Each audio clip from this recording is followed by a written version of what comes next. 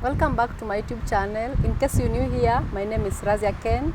Please don't forget to subscribe, like, share, and of course comment. So today I have a guest and we are going to have a very good discussion. I hope you guys are going to like. Yes. So my guest of the day is here with me, and she's my good friend. Yeah, I'll give her the opportunity to introduce herself. Yes. Thank you, Razia, for having me in your channel today. It's an honor to be a part of your YouTube family. And my name is Carren Chuchu. I am a lawyer, and I am currently undertaking the Advocates Training Program at the Kenya School of Law. And I'm also the director of Kenya Lutheran Services, an NGO. And I'm also an activist of gender-based violence against women. Yes. Yeah. Tell us more about gender-based violence. Okay, so the conversation on gender-based violence imeanza kuongelewa sana during this period of COVID-19, when people were forced to stay in homes together and get to know one another more. That is when we had complaints of domestic violence and families breaking because of GBV. At the same time, there have been an increased number of rape cases. Sometimes in 2019 and 2018, there was this Me Too movement. I'm not sure about the years, but there's been Me Too movement and Time's Up, where girls have been speaking up against the sexual offenses that have been taking place against them. Several girls coming up and speaking about prominent people as well as their people that they stay with in the house. And it is 70% of ladies undergo gender-based violence. Gender-based violence is basically the violence attributed to someone based on their gender. It can go both ways, either to the male or to the female. But mostly we say it's higher on the female side. That's because it is rooted from our forefathers, when our 10-year-old girls were getting married to older men, and girls didn't even have a voice. In their families, they were being assaulted. But now I think in the current years, many ladies and girls have got their voice to actually speak about the gender-based violence that they face. Different times, you know, a lady will say, I'm financially deprived, and people will be like, nyinyi mnashinda tu mmelia GBV. Yes, not understanding gender-based violence cuts across so many things to the genders: equality, rights to life, liberty, dignity, all these things, security, as well as financial deprivation. When it comes to GBV, I feel each and every girl, 1 in 3 girls, have experienced this. And that's why I feel this conversation should be happening many times, actually. We should be speaking it up and speaking about it and bringing it to the limelight. Yes. Yeah, okay. I've heard you talking about women. What about men? Don't you think that men are also being affected by this gender-based violence thing? Yes. They are affected. Actually, men nowadays, men don't come out to speak when they're affected, but in real sense, men are actually getting sodomized, and in their families, you'll find, as early when they were young growing up, there are men who've been assaulted by even their house helps. Gender-based violence goes, as I've said, it goes all genders. It affects men and women. It's just that I don't know if society has put men in a circle in which they don't feel free to actually come out and speak up. You'll find a man will be saying, I was sodomized, mama linishika sijui. Yes. And then the society will jump on the men and be like, kwani mwanaume alikupea bure, mbona hukuchukua, you know. The society has made the environment very difficult for men to speak up. Yet we can't overlook the fact that men also are affected with gender-based violence. These issues affect both of us, them and us at the same time. It's just, I think, if the society would have more empathy and compassion towards men, the same way they show it towards women, then I feel men would have like that space to actually come out and say, I was assaulted and I feel I should also be speaking up. Because it's speaking up in gender-based is the main key thing. The women speak up, that's why they start movements. If men could come together and actually speak up and say, this and this was done to me, without society actually judging them and putting them low so that they feel they don't really need to speak up. Because anaona nikiongea sitakuwa mwanaume, I won't be man enough. Yes. Sure.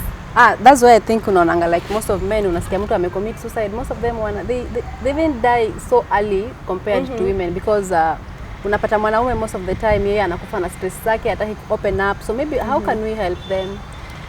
When it comes to mental health, I think majority of people affected with GBV are mentally affected seriously. I'm trying to imagine a boy or a girl who's been in their home molested for several years, yeah, not being able to find the environment to speak up, not getting therapy, not opening up in general, it gets to a point where they get depressed, and that's where it leads to suicide. That's why in every home, or I'd actually urge parents, as you ukilesha watoto wako, make them be in an environment in which they feel free and safe to share my problems with either mommy or daddy. Yeah. This tabia of telling your child wanaume hawali, wanaume hawafai, anakufa kimwanaume. Yes, wanaume anakufa kimwanaume. That is literal, because they're actually committing suicide because they don't have that open space or open environment to actually share their problems. Don't you think there are people who've been wrongly accused of GBV? Yeah, there are actually. A good example is the man whose daughter came out and said that the mother had told her what to say, and so the man was sentenced to many years in prison.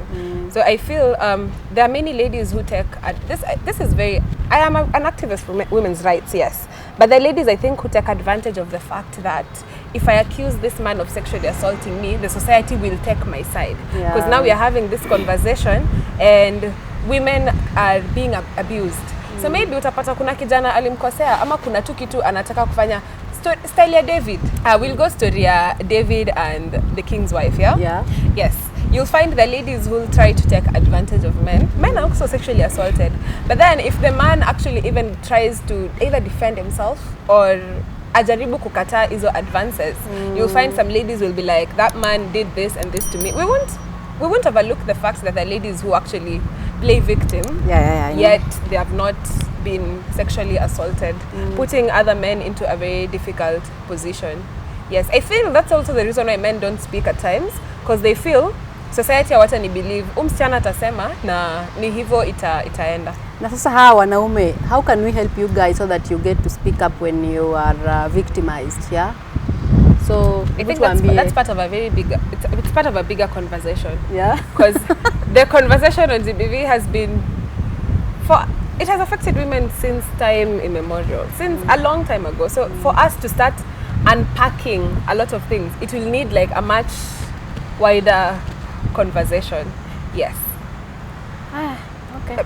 But at the same time, we cannot also overlook the perpetrators, yeah? There are people who've been wrongfully accused, but then there are now perpetrators of GBV, and they're also, we call them the rape apologists. When we have instances of rape, these people who tend to look into the victim more than the perpetrator. We can't overlook that conversation, yeah?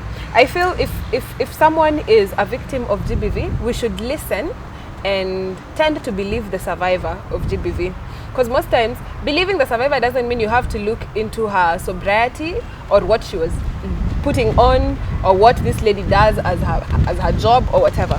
Even if someone is a sexual worker, it doesn't give you a right to assault them without their consent. So if you're having the conversation around GBV, I feel we should not always go for the victim.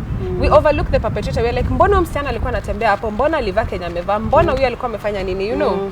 Mbona huyu mwanaume akumpea, you know, such things. I feel it should be like this perpetrator. It should be on the perpetrator who's the monster. Me, I call all rapists and all sexual offenders monsters. I feel it should be the perpetrator. The victim should not even be the subject of. And I think news anchors or news channels fail us a lot of times, because when you read the headlines, it was like girl raped in sijui where, girl killed in sijui nini nini. I'd say, right, this man rapes this girl or nini, or allegedly or whatever, because now you're covering the perpetrator and putting your victim as the headline.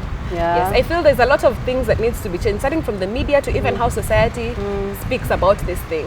Yes. So what causes GBV? Honestly, I don't think there is a cause to GBV, because for me, GBV is unjustifiable and it should not be there. It is very much illegal. There's no cause. You're saying, nilimua juu ya ugali. You see, there's some things that don't even make sense. Because honestly, I don't think you would have, there's no reason at all for saying, I raped her because she was dressed I don't know how. There's no cause and there's no reason. It's just people's bad behavior, and people are just monsters, those perpetrators, because there's no cause to GBV, honestly. It's just you can't justify. If you say there's a cause, then you're justifying why GBV should be there. Yeah. But it should not be there. Right? Killing someone, they have a right to life. Ni tabia tu ya mtu. Sisi, we should not even tolerate as a society. Yeah. And then women, unasikia women anasema navumilia tu juu ya sasa sina mbele, sina nyuma, ama unasikia mwanamke anasema navumilia juu sasa sina kazi ama sababu ya watoto, and you there suffering. So maybe your advice to women wenye wanakaa hapo because wanavumilia. Yeah. Domestic violence has been really high ever since COVID, as you said earlier. It has been really, really high. And you know how relationships, people who've been in relationships know how it's so hard to get out of a toxic relationship. Mapenzi, It's very difficult. Mapenzi, wanasemanga mambo ya watu wawili. It's very difficult. Not that I'm saying it's not possible to live, but I think people have been manipulated into staying into domestic relationships that are very toxic and lead to their death. I think even society has a very big role in promoting domestic violence, because utapata msichana ataenda kwa mama yake amwambie my husband is doing this and this to me, but ndoa ni kuvumilia mwanangu, you know, such things. You tell endeni mtengeneze na bwana yako. Apana, you know, it should be like that. That is how parents tell their kids. The society is like, religion will tell you divorce is wrong, you know, don't separate from your man until the last minute, where now the church members wanachanga pesa ya kukuzika ushauliwa, because we're like, divorce, what will the church say, what will the people say? I feel if you're with a violent person, then the quicker you live, the better. Yes, because you don't know. I feel it's better to be divorced or separated than dead. Yes. It's better like that. Imagine your children growing up seeing you getting beaten all the time. Every day. Mtoto anagrow akiwa so bitter with life. Hata shule unapata mtoto haperform because of what is happening at home, yeah? And then you'll hear people will be like, ata change. Mpe tu time. Tabia mtu. A violent person will be a violent person. Yeah. Me, I never believe in this. This is just my own opinion. I don't believe a violent person has room for, no, I'm not violent. I won't be beating you. Sitakuwa na kuachia maalama kwa mwili. I am a changed man. Mwage maji moto uone hiyo change imeenda wapi. Accidentally, not that I'm saying promoting GBV, I'm just saying accidentally do something that they don't agree with. Then italipuka. Utaniambia kama the violent man changed, ama that is the day he snaps and actually kills you. Yes, there have been so many cases actually internationally about these men who kill their children, their spouse. It's too much. I feel if you feel the man is violent, we talker. And even women. Yeah. To men, if you feel a woman is violent, please jitoe. Yes. Yeah. So I think hii time ya COVID at least tumefanya tukajua tabia za watu vizuri, yeah. So unajua inakwanga a man leaves the house in the morning, come back at night, watoto wamelala, jamaa bibi amelala. Lakini hii time ya COVID ndio sasa tabia zilijulikana. Watu walikuwa naishi pamoja. Yes. You're in the house with that man that you just see in the evening. Mashida zake zote unaona zenye uonangi during the day. Zenye ujui yako na hii tabia. Unajua anafanyanga hata sijui because now you've started knowing this guy. So unajua hii story ya GBV tunaiona tu online. Kuna mama huko mashamba, huko maybe remote areas, ama huko mtu haezi access such kind of information. So how can we go about it to help those women and men in the village when you understand how to fight for their own rights? Yeah. I think that is where the human rights organizations come in, because I feel each organizations specifically with what they do should be holding awareness. Yeah, I see the Law Society of Kenya or this other legal organization holding awareness to tell people about their rights. I feel even the KNHR, the Kenya National Human Rights Commission on Human Rights, should be holding this awareness to different mashinani people. Mashinani kabisa, mashinani. Accessing their radio stations, because watu mashinani unasikia radio channels zao. Access the radio stations za mashinani, educate these people. Yeah, I think awareness is very, very important. Awareness physically kwa ground, kwa hizi stations zao za radio, every mainstream that you can use to speak about it and tell people about their rights. I think it would help create that information is spread. So what is the process in case someone is assaulted? For rape, I'd say if you've been raped, don't take a shower. Go straight to the hospital. You'll be given, are they called this thing is for HIV. How are they called? The kids. PEP, yeah? PEP. Yes. Yeah, PEP. You'll be given that, and then at the same time utatengenezewa a form. I think P3 yeah. form, yes. Yeah. You get a P3 from the hospital, and then you can go to the police station and file a report that you've been sexually assaulted. When it comes to physically being beaten, then I feel you should go to the police station and take also a P3 form that indicates your bruises. At the same time, unaweza piganga mapicha places umeumia, yeah, to show that enyewe umekuwa ukiassaultiwa. For emotional, yeah, hiyo sasa ndio nilikuwa nataka kuuliza. For emotional matusi, mental, yeah, I think that is the time you take your mental space, you put yourself first and leave that toxic environment. Yeah, because I feel for emotional abuse and whatever, these are grounds for divorce actually. Mental, all those things, emotional, financial, all those other aspects. Even it kills your esteem. Yeah, I feel this is the part you useless, choose yourself, and then you put yourself first and start building now yourself. It's a very, very difficult process, I won't lie, but I feel that's the part you come up for you and speak for you. You've talked about the first when you've been raped, yeah, unaenda police station, but at some point tumekuwa tukiona kwa news unapata like someone was raped 5 years ago, story imepelekwa hivi, no evidence. I don't know, how can you advise people, maybe what is the problem with our I would say the police? Well, that's a very, very difficult question. In my opinion, it's unfair. It's very unfair. It's unfortunate, and it happens. We won't deny that it happens. If advise someone to shikana na activists, yes, I'd want. Let's create awareness of what that person did or whatever happened, because I feel sometimes the justice system can be unfair to other people, or rather, sometimes it's unfortunate. Yeah, it should be where we get our justice, where we get everything. I believe in the justice system. I just feel if it's unfair, that's unfortunate. And shikana na watu wa human rights. Yes, I feel talk about it, create awareness. If they try to silence you, you speak about it. Yeah. The main thing about GBV is speaking up. So if you feel you won't get justice, then itabidi we speak up, and you'll find there's so many women or men who'll stand with you. Yeah, true. To actually help you advocate for whatever you are advocating for. Yes. Okay. So I hope you initially during your introduction you said about you are you're running an NGO.